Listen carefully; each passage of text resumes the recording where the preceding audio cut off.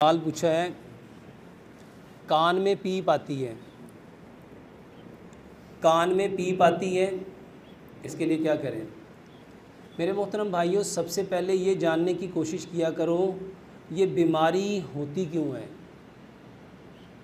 हम ना उस वजह को नहीं देखते कि बीमारी किस वजह से आई है, और हम सब भागना शुरू कर देते हैं, इसका इलाज बताओ, इसका इलाज बताओ, इसका इलाज बताओ।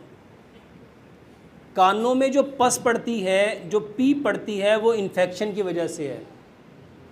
और आपके जिस्म में इन्फेक्शन चाहे कान में हो, चाहे मुंह में हो, चाहे फेफड़ों में हो, चाहे आपके सीने में हो, चाहे आपके गले में हो, चाहे आपके टांगों में हो, पूरे जिस्म में जो इन्फेक्शन है उसकी सबसे बड़ी वजह ये होती है कि जब आपका खाना पीना ठीक नहीं होता, जब आपका खाना और पीना ठीक नहीं होता।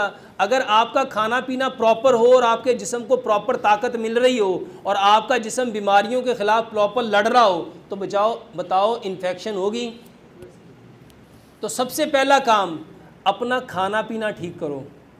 और जिसको कान में पीप आ रही है, ये दवाइयों के चक्कर में ना पड़ो, और कभी भी कान को खुद किसी चीज़ के साथ साफ़ ना करो। अल्लाह सुब्हानो ताला ने जो चीज़ें पैदा की हैं ना, वो इंतहाई नर्म नाजुक हैं, वो इंतहाई। और हमारा रवैया हर चीज़ के साथ सख्त होता है। इवन के दांत भी साफ़ करने होते हैं ना, तो तीला लेके यूं यूं मार रहे होते हैं। हालांकि जो गम्स है वो इतने नरम है, अगर ज़रा सी नोक गम पे लग जाए तो गम ज़ख्मी हो जाता है। ये आँख इतनी नरम है, इतनी नरम है, इतनी नरम है कि मक्खी छोड़ो, ये जो आम सी पूंडी होती है ना, वो अगर आँख में चली जाए तो क्या करती है, हालांकि वो कितनी सॉफ्ट होती है। और मेरे मोहतरम भाइयों, इसी तरह कान का पर्दा भी इंतहाई नरम व नाजुक है। और हम क्या करते हैं, हम वो तीले के ऊपर रुई चढ़ाते हैं और उसको यूं यूं यूं यूं करके मार रहे होते हैं, और कुछ लोग यूं यूं करके उसकी सफाई। मेरे मोहतरम भाइयों, कभी भी अपने कान में ख़ुद से ENT सर्जन बन के सफाई करने की कोशिश मत करो। मेरे मोहतरम भाइयों, जो चीज़ अल्लाह ने पैदा की है ना, उसको उसके तरीके पे रहने दो। और कान की पीप के लिए सबसे बेहतरीन हल ये है कि आप किसी अच्छे ENT सर्जन को पहले दिखाओ कि मेरे कान का पर्दा ज़ख्मी तो नहीं है, फटा हुआ तो नहीं है, उसमें कोई इन्फेक्शन तो नहीं है। और उसके बाद दवाई लेने की बजाय आप सिंपल, मैं आपको कान के पीप की जो पस पड़ी हुई है उसकी दवाई बता देता हूँ, लेकिन उसको अच्छी तरह किसी अच्छे ENT सर्जन से चेक कराओ।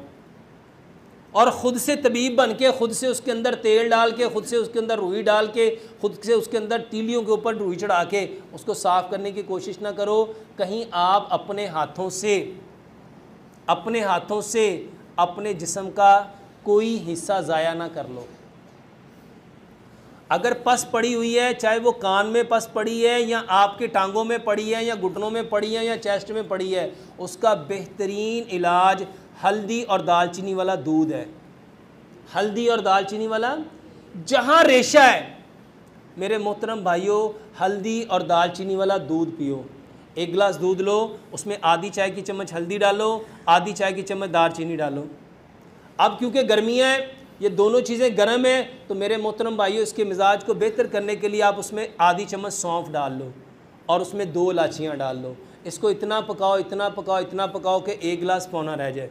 इसको मेरे मोहतरम भाइयों मिट्टी के बर्तन में पकाना है।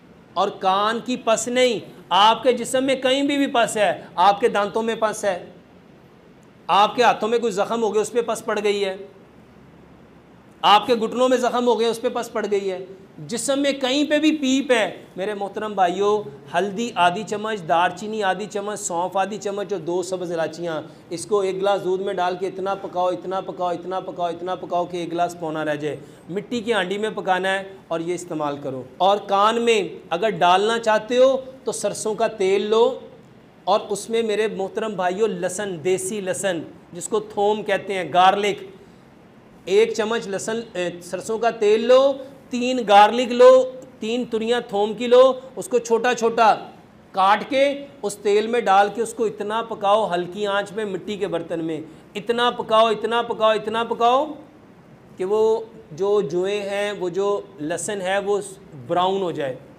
फिर उसको छान लो, इसको ठंडा करके ये तेल कान में डालो। ये बेहतरीन इलाज है।